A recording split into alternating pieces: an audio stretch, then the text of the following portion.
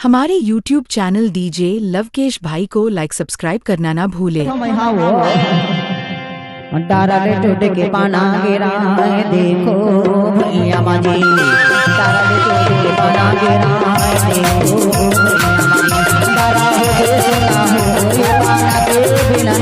तारा हो के सुना ये पाना के बिना, ताराले टूट के पाना गिरा है देखो भैया माजी,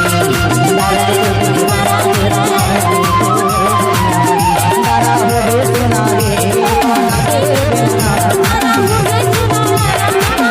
बिना, तारा हो के सुना ये पाना के बिना, तारा टूट के पाना गिरा है देखो तारा टूट के पाना गिरा है देखो